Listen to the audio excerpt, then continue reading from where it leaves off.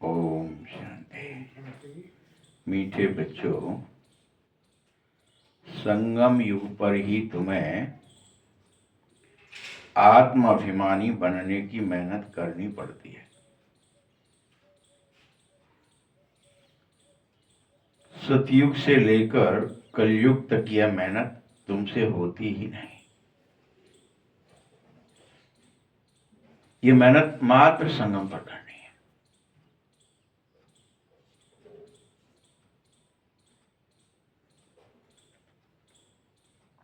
तो आत्माभिमानी बनने की मेहनत दिन रात करो, देह में मत उलझो।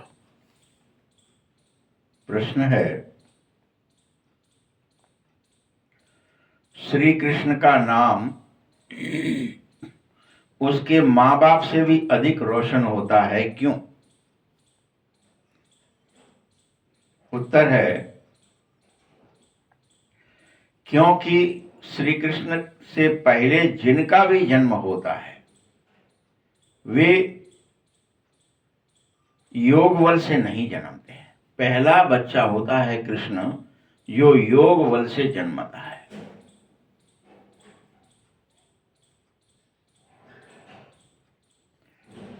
श्री कृष्ण के मां बाप ने कोई योग बल से जन्म लिया नहीं होता।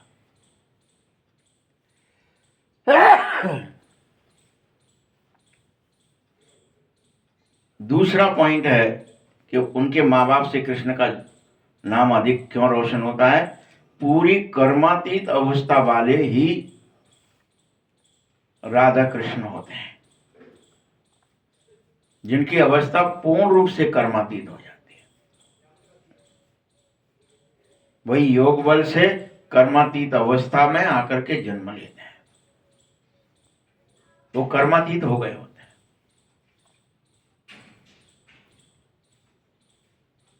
ऐसी आत्माएं ही सदगति को पाती हैं।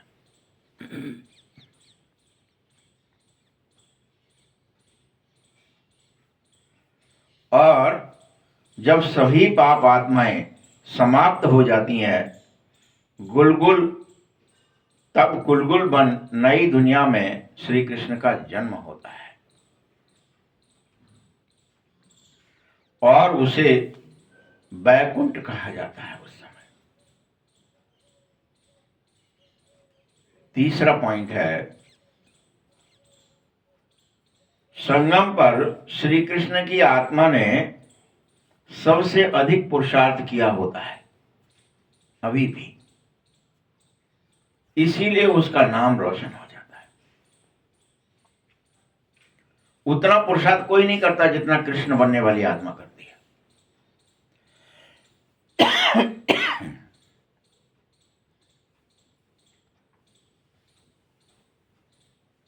ओम शांति। मीठे मीठे रूहानी बच्चों को रूहानी बाप बैठ समझाता है, बच्चों 5000 वर्ष के बाद एक ही बार तुम बच्चों को आकर पढ़ाता हूं। भल पुकारते भी हो कि हम पतितों को आकर पवित्र बना जाओ प्रभु, लेकिन मैं आता नहीं हूं। मैं अपने एक्यूरेट टाइम पर ही आऊंगा। इससे यह सिद्ध होता है कि यह पतित दुनिया है और नई दुनिया पावन दुनिया थी। नया मकान हमेशा खूबसूरत होता है और पुराना जैसे टूटा फूटा हो जाता है या बरसात आने पर गिर जाता है। अभी तुम बच्चे जानो कि शिव बाबा नई दुनिया बनाने आए हैं और तुम्हें पढ़ा रहे हैं।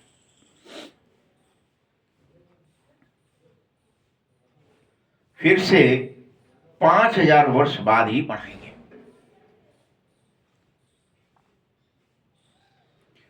ऐसा कोई साधु संत महात्मा आदि अपने फॉलोअर्स को पढ़ा नहीं सकता जैसे भगवान तुम्हें पढ़ाता है और आदेश देता है, बच्चे हर हालत में आत्माभिमानी बनने की मेहनत कर।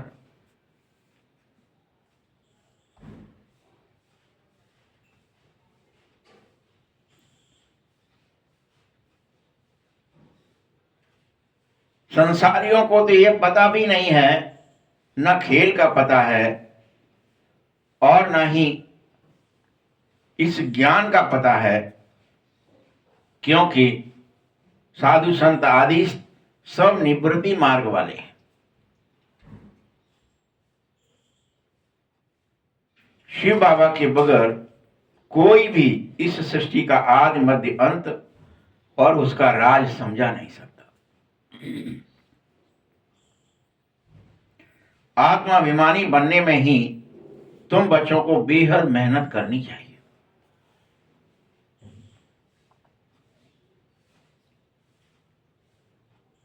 जानते हो ऐसा क्यों करना है? क्योंकि आधा कल्प तुम आत्माभिमानी बनकर के ही जीवित रहोगे। आत्माभिमान में जीवित रहना है। अभी पिछले आधा कल्प में तुम कभी आत्माभिमानी नहीं बने हो।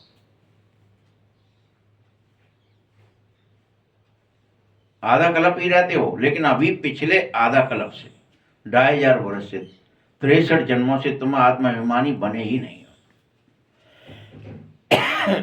इसीलिए स्वयं को आत्मा निश्चय करो और बार बार करो।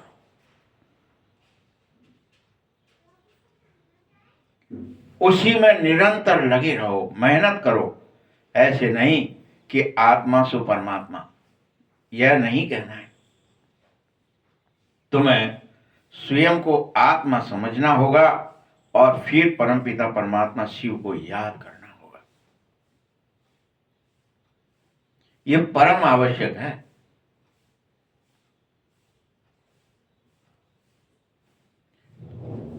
आत्मा समझना याद की यात्रा का मुख्य ध्येय है।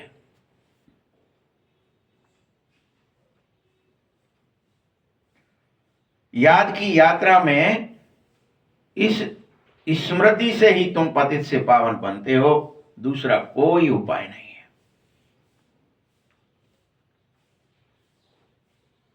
यह कोई स्थूल बात भी नहीं है जो तुम्हें स्थूल तरीके से समझाई जा सके, उदाहरण दिया जा सके।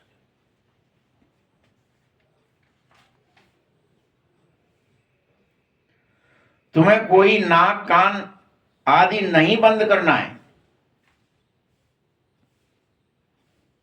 तुम्हें तो इस देह को ही भूल जाना है।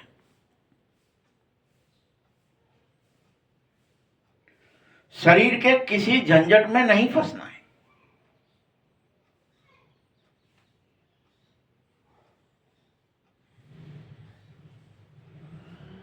मूल बात है आत्मा समझकर स्वयं को, मुझ बाप को याद करो।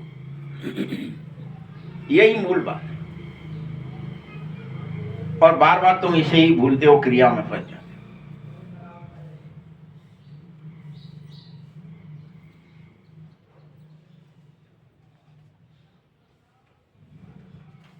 तुम पूरे आधा कल्प से हिरे हुए हो, भूले हुए हो। हिरे हुए मतलब भूले हुए हो स्वयं को।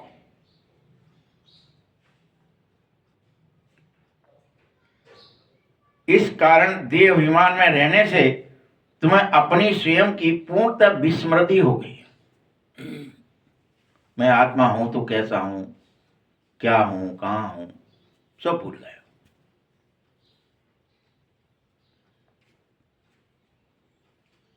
इसीलिए पहले स्वयं को आत्मा समझो, तभी मुझ बाप को याद करोगे और कर सकोगे। याद करना भी चाहिए और कर सकोगे भी, नहीं तो कर ही नहीं सकोगे मुझे याद, जब तक तुम स्वयं को आत्मा नहीं समझोगे।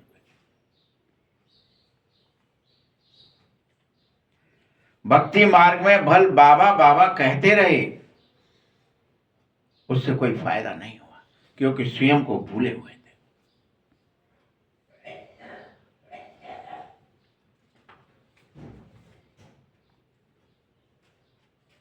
बच्चों, तुम यह भी समझो कि सतयुग में एक ही लौकिक बाप मिलेगा, वहां यह पारलौकिक बाप तुम्हें याद नहीं रहेगा।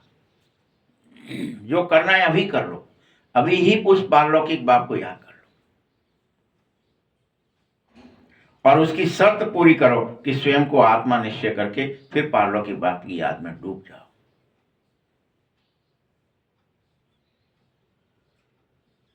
बल भक्ति में सब पारलौकिक बाप को याद करते हो, परंतु कर ना सको क्योंकि स्वयं को भूले।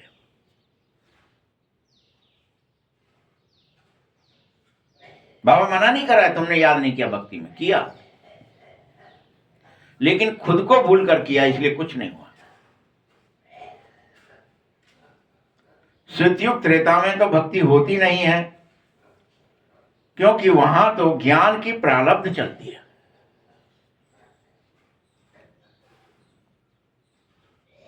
ऐसा नहीं कहना कि ज्ञान चलता है, नहीं, ज्ञान की प्रारब्ध रहती है, ज्ञान नहीं रहता है।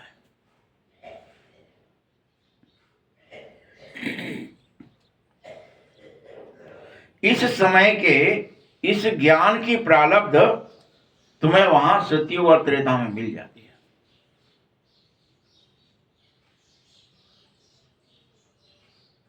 मैं तो पूरे कल्प में सिर्फ एक बार आता हूं,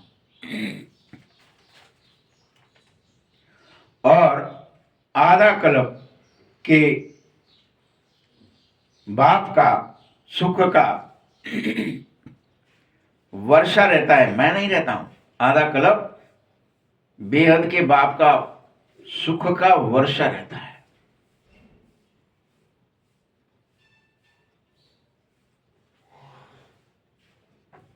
फिर लौकिक बाप से आधा कल्प वर्षा मिलता रहता है।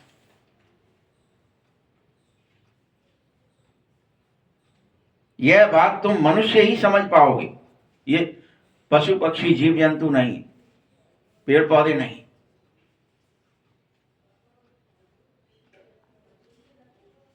यह बिल्कुल नई बात है कि 5000 वर्ष में संगम युग पर एक ही बार शिव बाबा आते हैं। यह बिल्कुल नई बात है, और थोड़ी देर आने के बाद भी इतना वर्षा दे जाते हैं कि वो आधा कल्प चलता है। सोचो,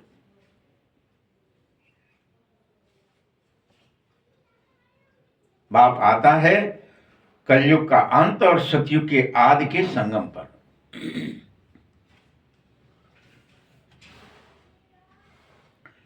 और एक ही काम करता है, नई दुनिया की स्थापना।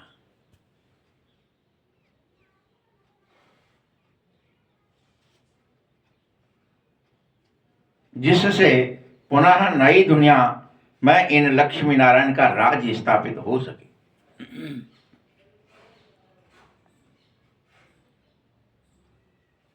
फिर त्रेता में राम राज्य स्थापित हो सके। इतना काम बाबा संगम पर आकर कर जाता है।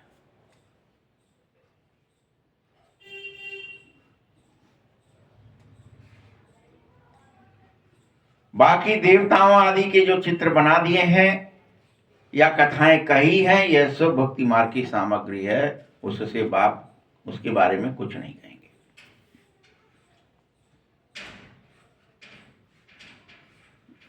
मैं तो तुम बच्चों को एक ही सलाह दूंगा, इन सब बातों को भूल जाओ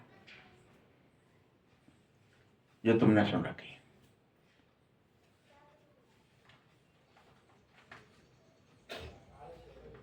और अभी इसी समय से अपने घर को और नई दुनिया को ही याद करो, और अपने को आत्मा निश्चय कर मेरी याद में रहो।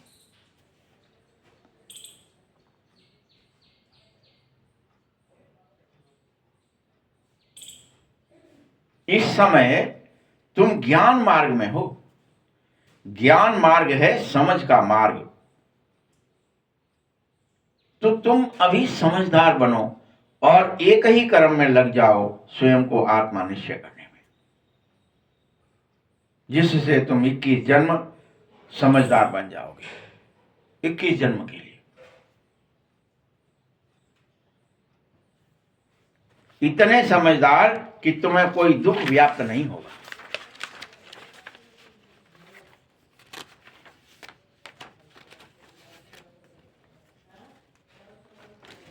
आपको मालूम होना चाहिए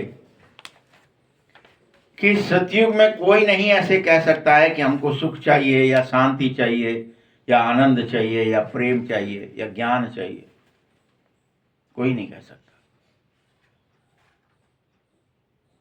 वहां तो एक ही बात कही जाती है, मांगने से मरना भला। चाहिए ही नहीं, सब में अथाह भरा होता है। वहां के लिए यही कहा गया है, मांगने से मरना भला।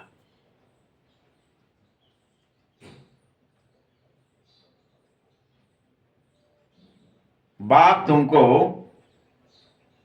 ऐसा साहूकार बनाता है जो तुम देवता बनते हो, और देवताओं को भगवान से भी कोई चीज मांगने की आवश्यकता नहीं होती है, दरकार नहीं होती है। और किसी से तो मांगे, वो भगवान से भी कुछ नहीं मांगते।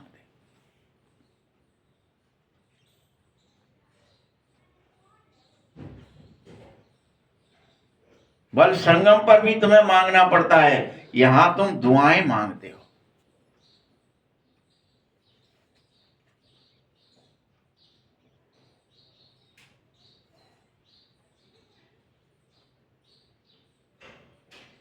तुम्हें तो दुआएं भी नहीं मांगनी चाहिए, क्योंकि सतयुग में तुम नहीं मांगते हो, मांगता होते ही नहीं हो।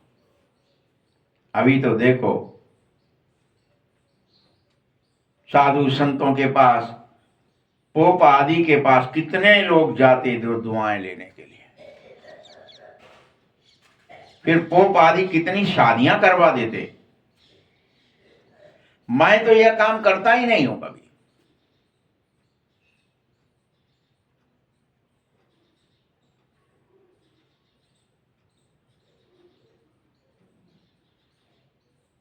भक्ति मार्ग जो बीत चुका है सो सब फिर आएगा, सो फिर रिपीट होगा अपने समय पर।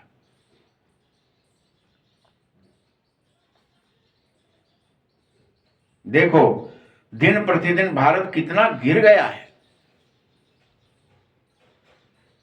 सारी लोक मर्यादाएं टूटती जा रही हैं, सारे नियम भंग होते जा रहे हैं, पवित्रता तो पूरी तरह से नष्ट ही हो रही है। तुम बच्चे ही संगम पर हो, बाकी सब तो कलयुगी मनुष्य हैं ना।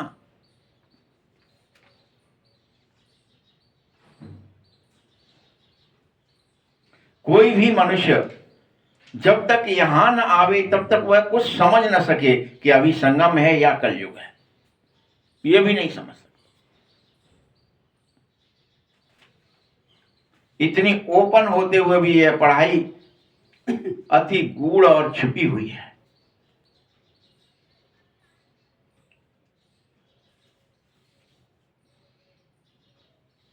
इस एक ही घर में बच्चे समझ सकते हैं कि हम संगम पर हैं, और गौर में भी एक साथ रहते हुए भी कोई कलयुग में रह सकता है। एक संगम पर है तो दूसरा कलयुग में है, भले ही एक ही घर में रह रहे हैं।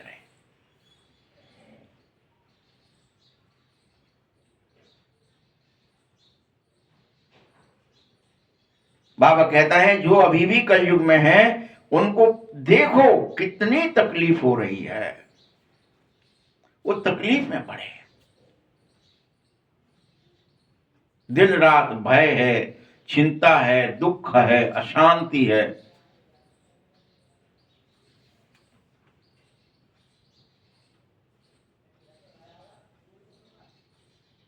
खान पान आदि को भी झंझट है,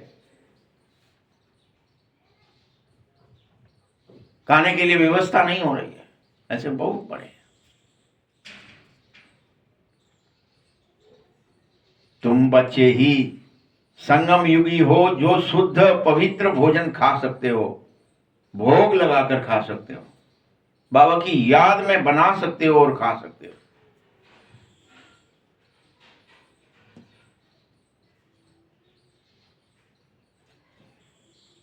तुम देवता बन रहे हो। देवताएं कभी प्याज आदि नहीं खाते हैं।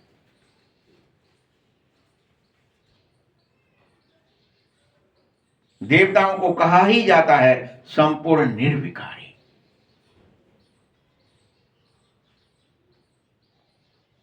भक्ति में तो सबके सब तमो प्रधान और विकारी हो गए हो। तुम संगम पर आ जाओ, निर्विकारी बन जाओ। मीठे बच्चों, अब तुमको हर हालत में सतो प्रधान बनना होगा। ये बाप का आदेश है।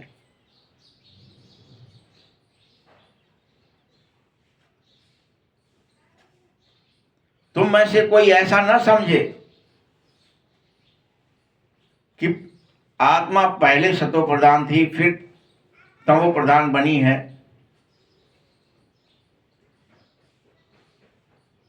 कोई भी ऐसा नहीं समझे जो इस बात को समझ सके।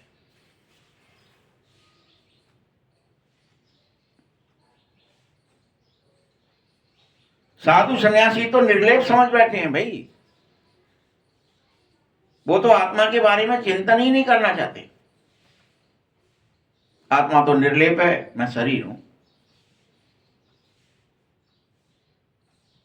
या फिर वो तो कहते हैं आत्मा सो परमात्मा, ऐसा ऐसा कह देते हैं। तुम्हें इससे बाहर निकलना होगा। बाप ज्ञान के सागर हैं, जो इस देवी देवता धर्म के होंगे वही सब आकर के फिर से अपना अपना वर्षा ले लेंगे। वो जरूर निकल पड़ेंगे। चाहे परिस्थिति आए, चाहे समय आए, सैंपलिंग तो लगनी है। सो लग रही है अभी के अभी।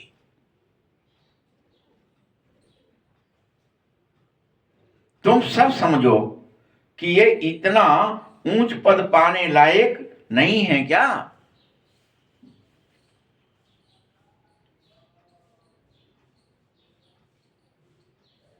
जो बच्चे अभी भी देह में ही फंसे हैं वह वास्तव में ऊंच पद पाने लायक नहीं है, इसीलिए फंसे हैं। ऐसे बच्चे घरों में जाएंगे, शादियां आदि करेंगे, छीछी होते जाएंगे।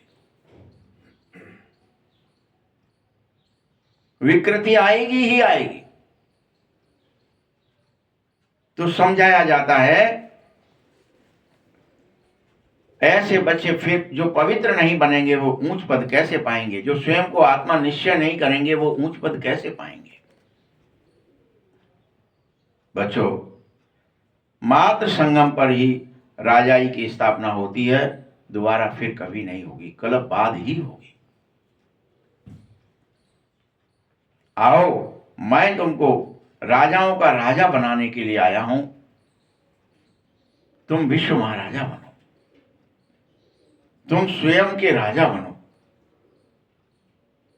तुम्हें इन कर्मेंद्रियों आदि को प्रजा जरूर बनाना पड़े।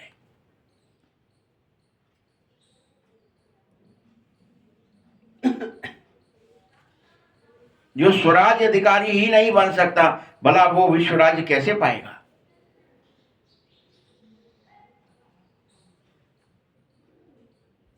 यह गीता के अक्षर हैं, इनको कहा जाता है गीता का युग।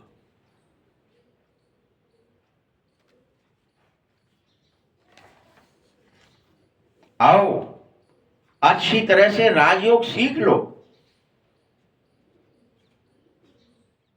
तुम यह भी समझो कि अभी आदि सनातन देवी देवता धर्म की नींव लग रही है, फाउंडेशन लग रहा है।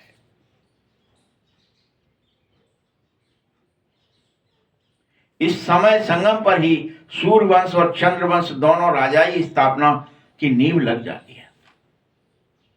कौन कितना पुरुषार्थ करेगा और क्या जाके पाठ बजाएगा।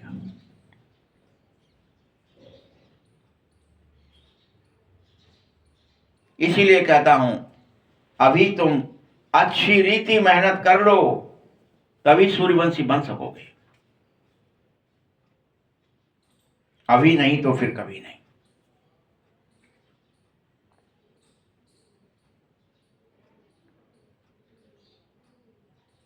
जो और धर्म वाली आत्माएं आएंगी वह आते ही हैं अपने धर्म की स्थापना करने के लिए।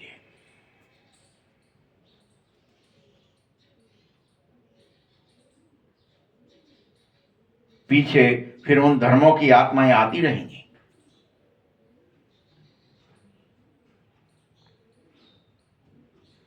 धर्म की वृद्धि होगी।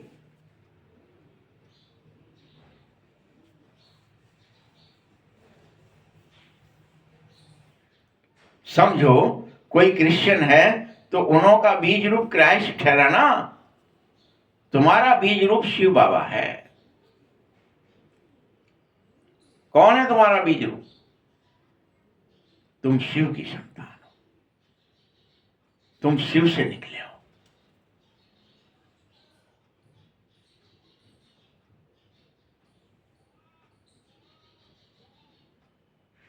बाप ही आता है, आकर स्वर्ग की स्थापना करता है इस ब्रह्मा के द्वारा।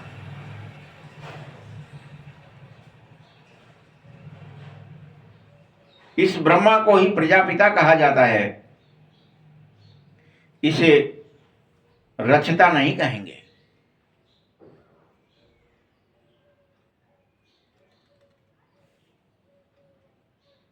इन द्वारा तुम बच्चों को एडॉप्ट किया जाता है। यह बात समझो।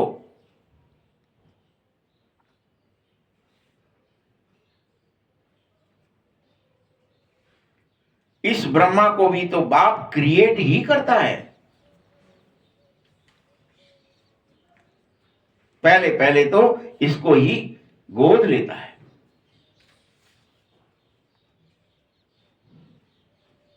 जब बाप इसमें प्रवेश करे अर्थात इसे एडॉप्ट करे तभी सो तुम्हें रचे।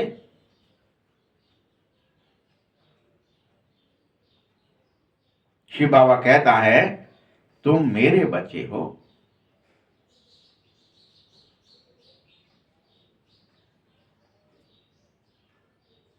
यह ब्रह्मा भी कहता है तुम मेरे साकारी बच्चे हो।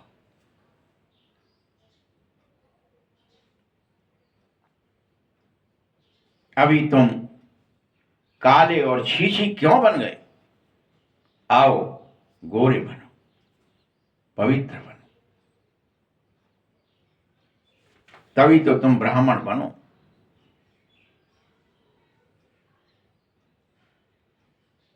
इस संगम पर ही तुम पुरुषोत्तम देवी देवता बनने की मेहनत करते हो और यह मेहनत कभी नहीं होती है।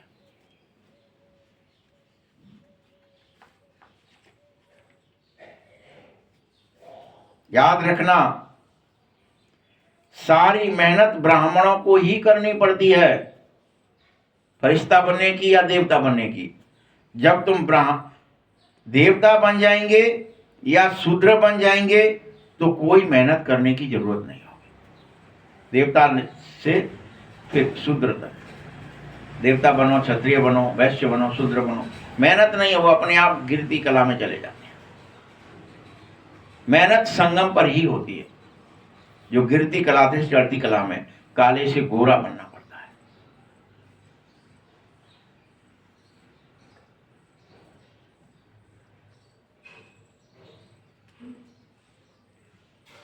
ना देवताओं को कोई मेहनत है शूद्र बनने तक, ना करनी पड़ती है ना करना है। तुम ब्राह्मणों को बेहद मेहनत करनी पड़ेगी जिससे तुम पुनः देवता बन सके।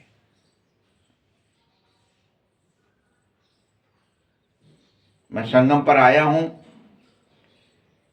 और तुम्हें रोज कहता हूं अपने को आत्मा समझकर मुझे याद करने की मेहनत करो। तुम नहीं करोगे तो कौन बनेगा? फिर जो मेहनत करेगा सो देवता बनेगा, सो फरिश्ता बनेगा, सो ब्राह्मण बनेगा। यह युग सबसे छोटा युग होता है पूरे कल्प में।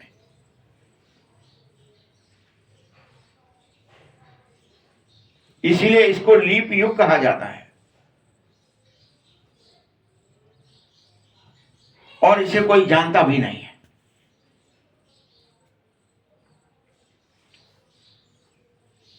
बाप को भी मेहनत लगती है, ऐसे नहीं कि बाबा झट से नई दुनिया बना देगा। बाप तुमको देवता बनाने में बड़ा टाइम लेता है, रोज समझाता है, रोज सुबह रोज आकर के रोज समझाता है, बच्चे आत्मा निश्चय करो, बच्चे आत्मा निश्चय करो। बड़ी मेहनत करता है बाप, टाइम लगता है भाई कि बच्चे समझ जाएं। और बाबा को याद, अपने को आत्मा निश्चय करके बाबा को याद करने में लग जाएं बस।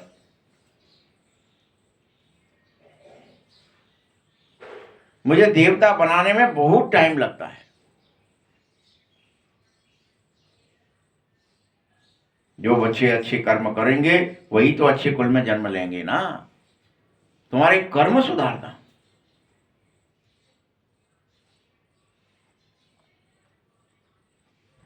मीठे बच्चों, अभी तुम नंबरवार पुरुषार्थ अनुसार गुलगुल बन रहे हो, रोज बनो,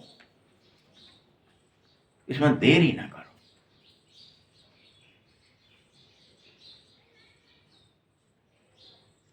तुम्हारी आत्मा ही बनेगी गुलगुल, ये शरीर नहीं। शरीर तो छूट जाएगा, फिर नया पवित्र गुलगुल शरीर भी मिलेगा।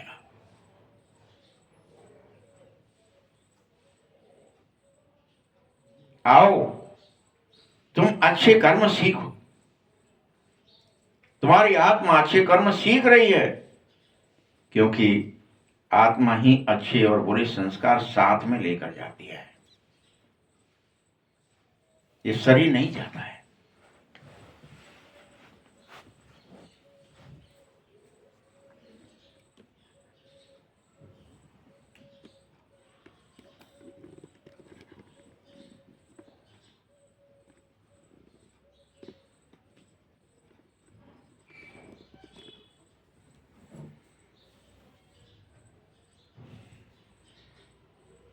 तुम अभी गुलगुल बन, फूल बन, अच्छे घर में जन्म लेने की तैयारियां कर लो। यहां जो अच्छा पुरुषार्थ करेगा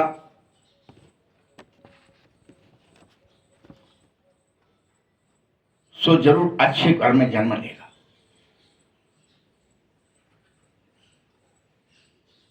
सब कुछ पुरुषार्थ पर ही निर्भर है, नंबरवार पुरुषार्थ अनुसार ही होगा।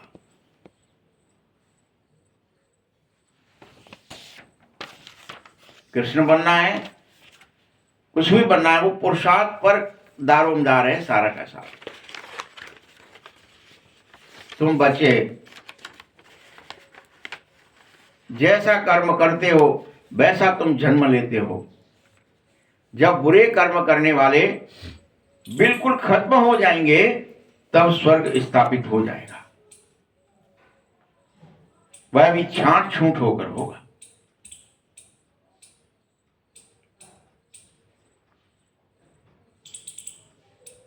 हर तरह के तमो प्रधान आत्माएं का खात्मा हो जाएगा, तमो प्रधानता पूरी तरह खत्म हो जाएगी।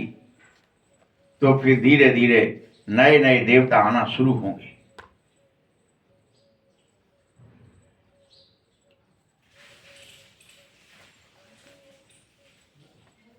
जब भ्रष्टाचार खत्म हो जाता है तभी तो कृष्ण का जन्म होता है, योग बल से।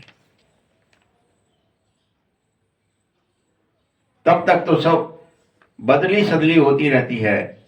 जब कोई छीछी रहेगा ही नहीं तो श्री कृष्ण आएगा।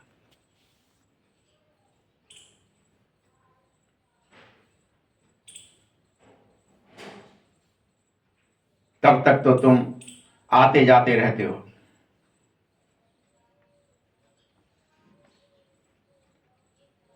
श्री कृष्ण को रिसीव करने वाले माँ बाप भी पहले आने चाहिए जो उसको रिसीव करें। तो इतनी तपस्या करो जो तुम में से कोई कृष्ण को रिसीव करने वाले माँ बाप बने, फिर सब अच्छे अच्छे रह जाओगे, बाकी सब चले जाएंगे।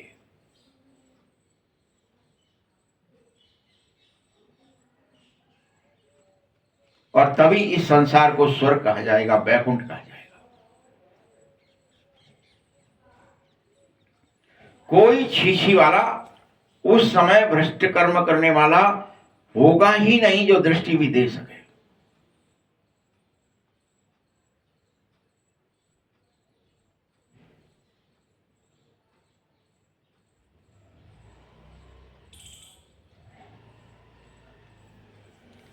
कृष्ण को रिसीव करने वालों का भल जन्म छीछी होगा, क्योंकि रावण राज्य में वो जन्म लेंगे, लेकिन तपस्या बहुत होगी।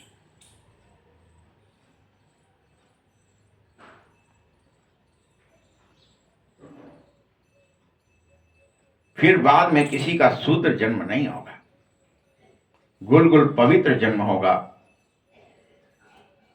सबसे पहला जन्म श्री कृष्ण का ही पहले पहले होता है गुलगुल में। वो प्रथम राजकुमार है। उसके बाद ही नई दुनिया बैकुंठ कहा जाएगी। श्री कृष्ण बिल्कुल गुलगुल नई दुनिया में ही पैर रखता है।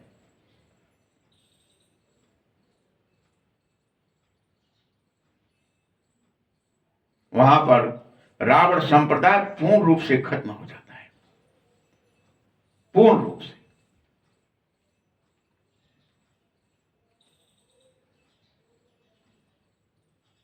तभी तो श्री कृष्ण का नाम उसके मां बाप से भी बहुत ज्यादा रोशन होता है।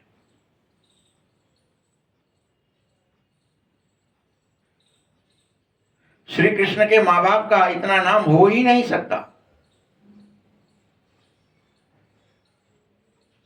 क्योंकि कृष्ण से पहले जिनका भी जन्म होता है वह योग बल से नहीं होता है, हो न सके, ये नियम ही नहीं है।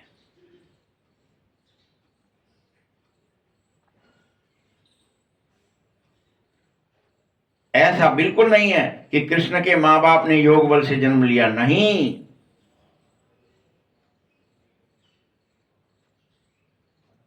अगर ऐसा हो जाए तो उनका भी नाम रोशन हो जाए, ऐसा संभव ही नहीं है।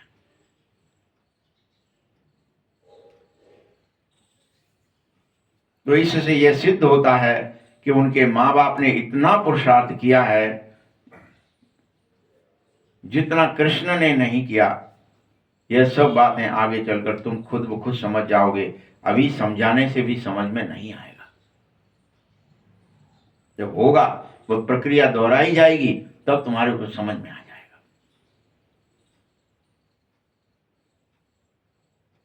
मीठे बच्चों, पूरा कर्मातीत अवस्था वाले ही राधा कृष्ण बनते हैं, ये याद रख लो। इसीलिए सर्वप्रथम तुम्हारी अवस्था कर्मातीत अवस्था होनी चाहिए, जो तुम राधा कृष्ण बन सको, जन्म ले सको योग बल से।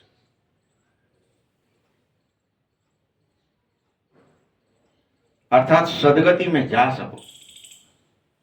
वही सदगति में जाएंगे, उनके सब पाप अभी के अभी भस्म हो जाएंगे, पाप का अंश भी नहीं रहेगा। तब उनका जन्म योग बल से होगा, पवित्र दुनिया में होगा। इसीलिए कृष्ण का नाम बहुत रोशन हो जाएगा।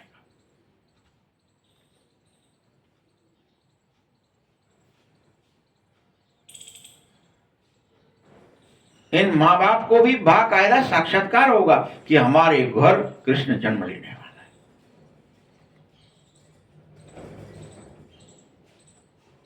आगे चल तुम सब बच्चों को भी बहुत साक्षात्कार होंगे, तुम क्या जन्म लोगे, कैसे जन्म लोगे, तुम्हारी तपस्या कहां तक रही इसका लग।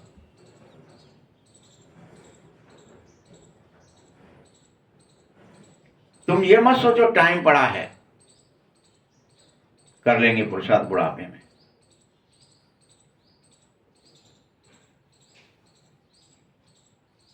बिल्कुल टाइम नहीं है। संपूर्ण पवित्र बनो, कर्मातीत अवस्थाओं की ओर चलो, जिससे राधा कृष्ण बन सको।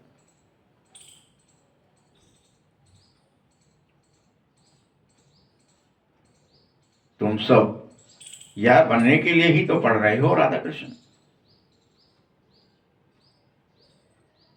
संपूर्ण कर्मातीत विश्व के राज्य की स्थापना हो रही है। हमारे लिए तो नई दुनिया चाहिए ना बच्चों। इस समय तुम में से किसी को भी दैवीय संप्रदाय कहा नहीं जा सकता। किसी को नहीं कहा जा सकता कि तुम योग बल से जन्मे हो।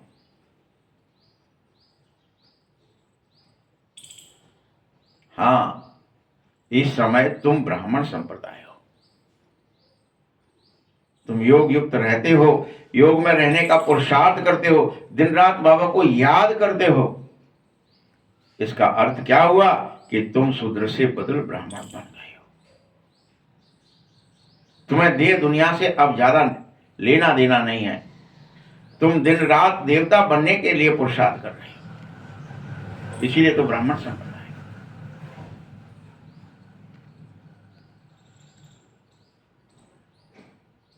याद रखना, जिस दिन तुम दैवीय संप्रदाय बनेंगे उसी समय तुम्हारी आत्मा और शरीर दोनों स्वच्छ हो जाएंगे। यह बात गारंटेड है, तभी बनेंगे।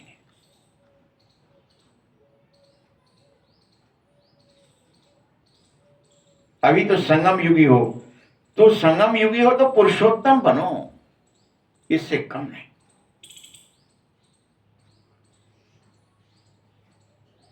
यह सारी मेहनत का समय है। संगम युगी पुरुषोत्तम बनने के लिए मेहनत तो करनी पड़ेगी। याद में रहो, बाबा की याद से विकर्म भस्म होते हैं, तुम विकर्मा जीत बन जाते हो।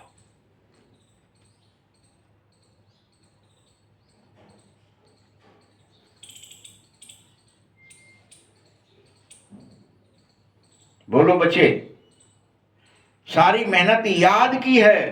तुम खुद भी चेक करोगे तो कहोगे याद करना घड़ी घड़ी भूल जाते हैं बाबा। चित्त बार बार देह दुनिया में फंस जाता है।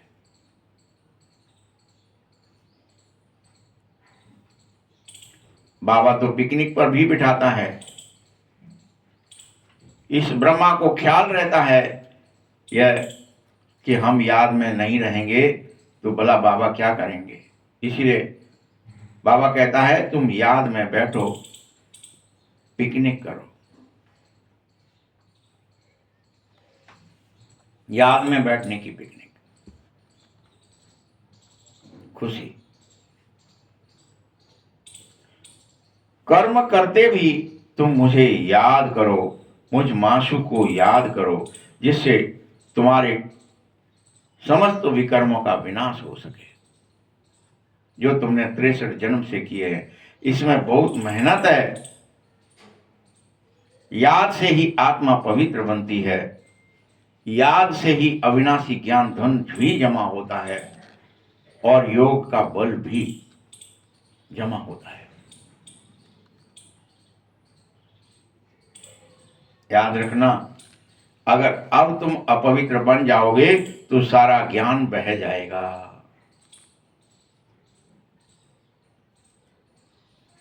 इसके लिए पवित्रता मुख्य है।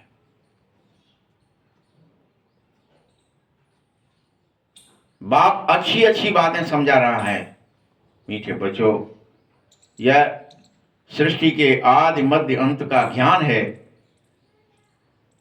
जो और कोई जानता नहीं है कि कैसे मनुष्य पतित से पावन बनते हैं और कैसे पावन से पतित बनते हैं। यह ज्ञान बाबा को ही पता है, वो भूलता नहीं है। तुम भूल जाते हो जन्म के अनुसार।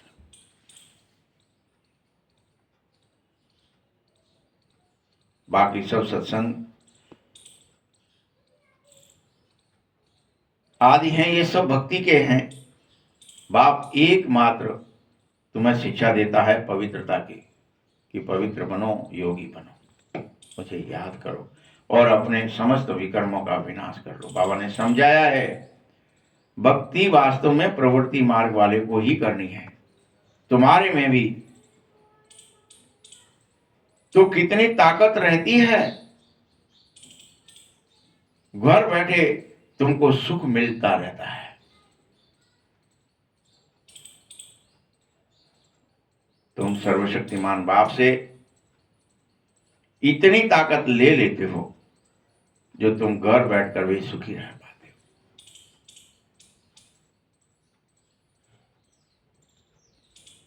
देखो, सन्यासियों में भी पहले ताकत थी, जंगलों में रहा करते थे।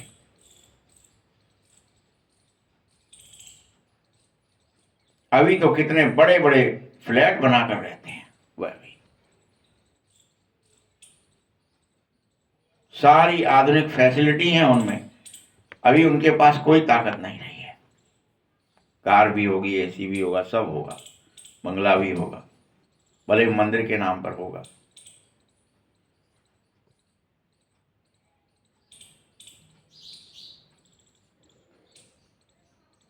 जैसे तुम्हारे में भी पहले पहले संपूर्ण सुख की ताकत रहती है, फिर धीरे धीरे गुम होती है,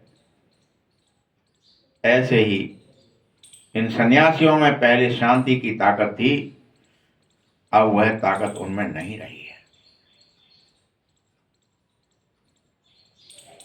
ये सन्यासी पहले सच कहा करते थे कि हम रचता और रचना को नहीं जानते। नहीं, हम नहीं जानते।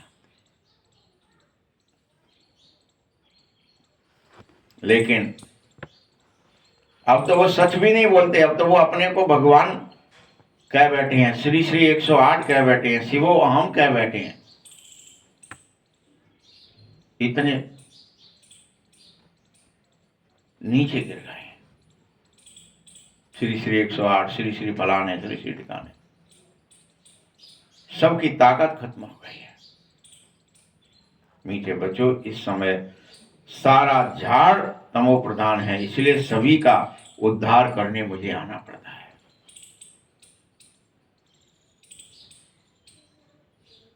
ये दुनिया को बदलना पड़ता है, इस दुनिया को मुझे ही बदलना है। तुम सब आत्माएं घर वापस चलो, वापस चलने की तैयारी करो। सब आत्माएं वापस चली जाएंगी घर, कोई नहीं रहेगा यहां।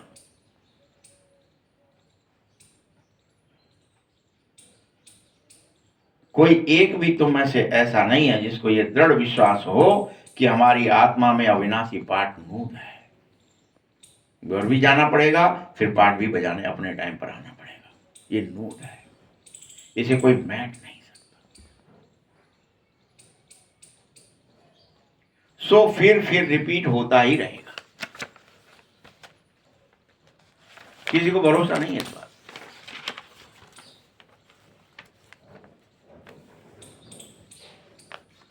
आत्मा अति सूक्ष्म है और उस आत्मा में अविनाशी पाठ है जो कभी विनाश नहीं होता, जो भरा ही रहता है।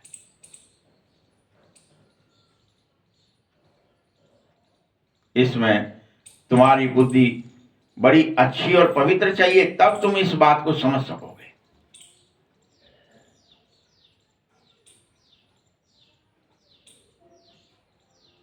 तभी तुम याद की यात्रा में मस्त रह सकोगे।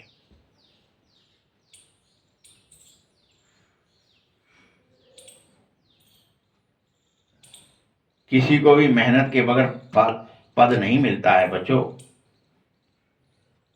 इसीलिए गायन है, चढ़े सो चखे बैकुंठ पद, गिरे पुस्तक नाचूर। कहां ऊंचे से ऊंचे श्री कृष्ण और राधा का पद, राजाओं का राजा डबल सरताज का पद, तो कहां फिर प्रजा या नौकर चाकर का पद। मर्जी आपकी है, पढ़ाने वाला एक ही है। इस जिसमें अच्छी समझ होगी वह झट याद में लग जाएगा, अलवेला नहीं होगा। नहीं तो सुनकर भी नहीं सुनेगा और उन्हीं प्रक्रियाओं में पड़ा रहेगा, पुरुषार्थ नहीं कर पाएगा। बाबा बार बार समझाता है, मीठे बच्चे, याद की यात्रा सबसे मुख्य है, सबसे मुख्य। मैं तुमको पढ़ाकर विश्व का मालिक बनाना चाहता हूं। आओ, पढ़ो और मालिक बन जाओ, क्योंकि मैं बाप हूं, टीचर हूं और गुरु भी हूं। मैं बापों का बाप, टीचरों का टीचर, सब कुछ हूं। मेरी बात सुनो, समझो।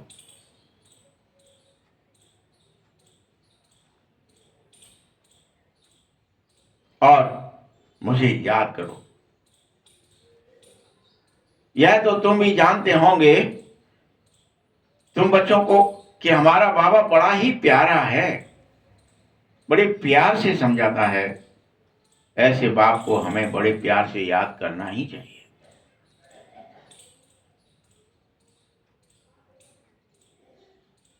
तुम्हें पढ़ाई भी पूरी करनी चाहिए।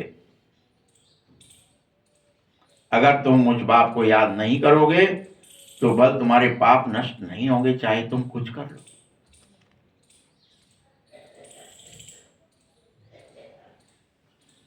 मैं तुम सभी आत्माओं को साथ ले जाने आया हूं।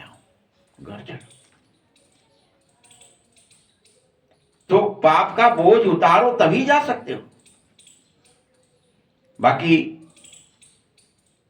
शरीर तो सब खत्म ही हो जाएंगे, कोई शरीर नहीं जाएगा घर। घर में भी तुम आत्माएं अपने अपने सेक्शन में, अपने अपने धर्म के सेक्शन में जाकर निवास करने लगोगे। ये खेल है, ऐसा है। अच्छा, मीठे मीठे सकीलते बच्चों प्रति माता पिता बाप दादा का याद प्यार और गुड मॉर्निंग। रूहानी बाप की, रूहानी बच्चों को नमस्ते। रूहानी बच्चों की भी बाप दादा को बहुत बहुत याद प्यार और नमस्ते। अब धारणा फिर से वही, इस मुरली की सार कि बुद्धि को पवित्र बनाने के लिए याद की यात्रा में मस्त रहो,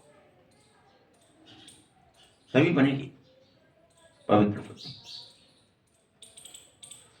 कर्म करते भी मुझ माशूक की याद रहे, तभी तुम विकर्माजीत बन सकोगे। दूसरा कोई तरीका ही नहीं है।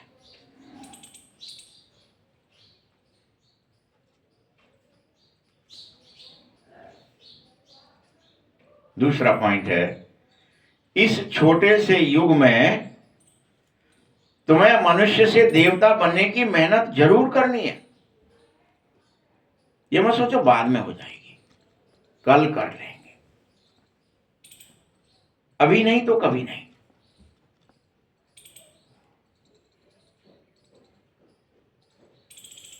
जानते हो ऐसा क्यों करना है? क्योंकि अच्छे कर्म के अनुसार ही तुम्हारे अंदर अच्छे संस्कारों की धारणा होगी, और अच्छे संस्कारों की धारणा के कारण तुम अच्छे कुल में जन्म लोगे, अवतरित होंगे, नारायण के कुल में चले जाओगे और नारायण बन जाओगे। वरदान है, अपनी लाइट, रूहानी लाइट के द्वारा, अपनी रूहानी लाइट के द्वारा वायुमंडल को परिवर्तित करने की सेवा करने वाले सहज सफलता मूर्त भव, सहज सफलता मूर्त भव।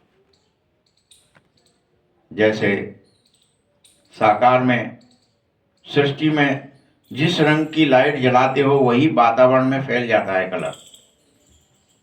लाल रंग की जलाई लाल हो गया, हरे रंग की जलाई हरा हो गया, पीले रंग की जलाई पूरा वातावरण पीला हो गया। वैसे ही प्रकाश से वह चारों तरफ फैल जाती है, ऐसे ही तुम अब याद का वायुमंडल बनाओ। तुम्हारी यह याद की लाइट चारों तरफ पूरे वायुमंडल में फैल जावे। भला अभी लाल लाइट जलाते हो तो सोचते हो कि अब वायुमंडल याद का हो गया है। लाल लाइट जला देते हैं तो क्या करते हैं? याद में बैठना है, परम धाम की याद आने लगती है। बताओ, जब स्थूल लाइट वायुमंडल को परिवर्तन कर सकती है तो आप तो लाइट हाउस हो, तो अपनी पवित्रता की लाइट, सुख की लाइट, आनंद की लाइट, शांति की लाइट वायुमंडल को परिवर्तन करने की सेवा में लगा दो। ये सारे बल्ब सातों बल्ब लगा दो, सारा वायुमंडल पवित्र हो जाए, सुखी हो जाए, शांत हो जाए, आनंदित हो जाए, प्रेम से भर जाए। ये अनुभव हो, रूहानी लाइट का संसार को अनुभव हो, ये तुम्हें कराना होगा। स्लोगन है, व्यर्थ बातों में समय और संकल्प गवाना यह भी अपवित्रता ही कही जाएगी। अभी भी तुम जानबूझ करके फिर अगर व्यर्थ बातों में समय और संकल्प गंवा रहे हो, अव्यक्त इशारे हैं स्वयं और सर्व के प्रति मनसा द्वारा योग की शक्ति